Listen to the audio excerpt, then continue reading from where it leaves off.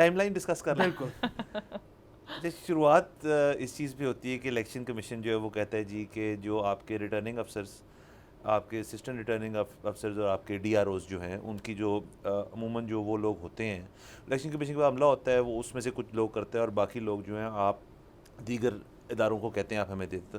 اس دفعہ انہوں نے کہا جی کہ آپ ہمیں بیوروکریسی سے لوگ جو ہیں وہ ہمیں دیں اور ان کے تحت ہم الیکشن کرائیں گے. ٹھیک ہے جی.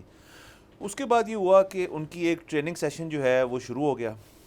پی ٹی آئی جو ہے پاکستان تحریک انصاف وہ ایک پٹیشن لے کے گئی لاہور ہائی کورٹ اور ان کا یہ کہنا تھا کہ جی یہ غلط ہے کہ آپ اگر بیوروکریٹس یوز ہوئیں گے الیکشن کے تو الیکشن جو ہے متنازع ہو جائیں گے.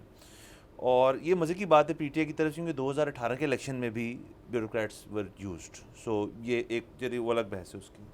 اس کے بعد جی جو لاہور ہائی کورٹ کی طرف سے اس چیز کو سٹے کر دیا گیا. یہ جو ٹریننگ ایکسرسائز تھی جب ٹریننگ ایکسرسائز سٹے ہوگی تو الیکشن کمیشن جو ہے وہ کہتی ہے اگر ٹریننگ ایکسرسائز سٹے ہے تو آر اوز نہیں سلیکٹ ہو سکتے یا ٹرین نہیں ہو سکتے. رادر آر اوز نہیں ہوں گے تو ہم جو الیکشن اسکیجول ہے وہ ہم جاری نہیں کر پائیں گے. الیکشن اسکیجول آپ نے الیکشن ڈیٹ سے 54 جب آپ اسکیجول دیتے ہیں اس کے 54 ڈیز کے بعد الیکشنز ہوتے ہیں. یعنی کہ جو کل کی تاریخ تھی کل الیکشن اسکیجول لازمی آنا تھا. وہ اس اسٹے آرڈر کی وجہ سے جو جمعرات کے روز آیا اس سے آگے ہو گیا. ایونچولی الیکشن تو آپ کے ٹائم پہ ہی ہو رہے ہیں لیکن اس پٹیشن سے وہ بیج بویا گیا کہ کوئی مسئلہ ہوگا تو وہ ہم نے پہلے آئیڈینٹیفائی کر دیا تھا.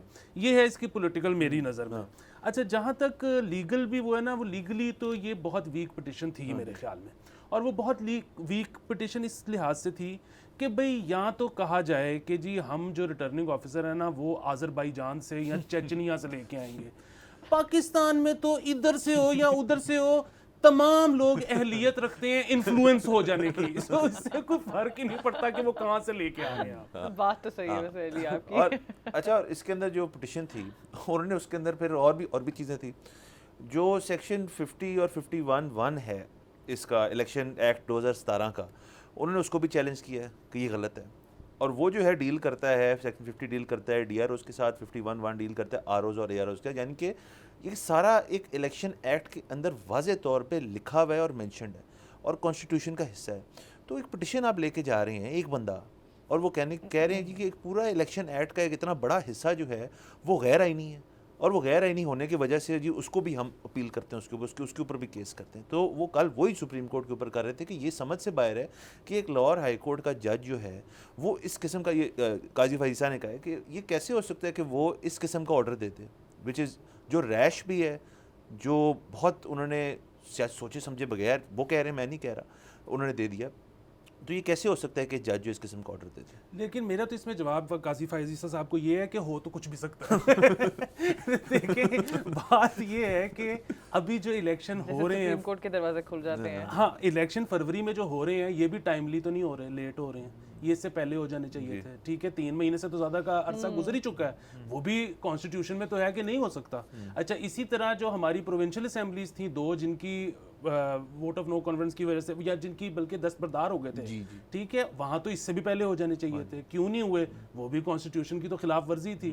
سو کانسٹیٹیوشن اتنی کوئی پاکستان میں مطلب اس کے ساتھ ہو سکتا ہے کچھ بھی ہو سکتا ہے, بینڈ کر سکتے ہیں. اچھا الیکشنز کی دفعہ نا ایک اور بڑی چیز ہوتی ہے جو بڑی عجیب سی, وہ یہ کہ ایک تو جی کہ پروونشل اور فیڈرل ہمیشہ ساتھ ہوں گے. بھائی کیوں؟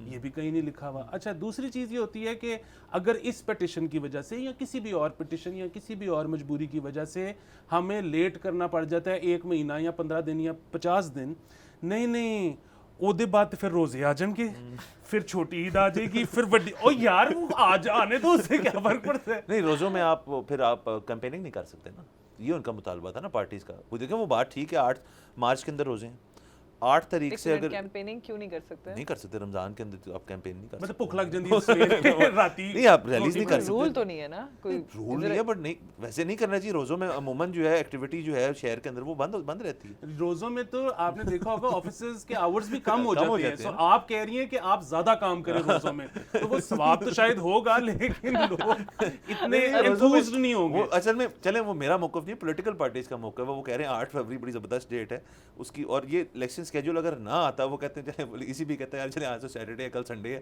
یہ کام کرتے ہیں منڈے کو چیک کریں, تو منڈے کا بھی آگے چلا جاتا. یعنی کہ جتنے بھی دن یہ آگے جاتا اس کے 54 ڈیز بعد جا کے پھر الیکشن ہونا تھا, تو وہ روزے آ جاتے. وہی آپ کی چھوٹی عید آ جاتی تھی بڑی. اچھا ایک اور چیز اس کے اندر وہ پلیز ذرا کلیئر کرتے ہیں.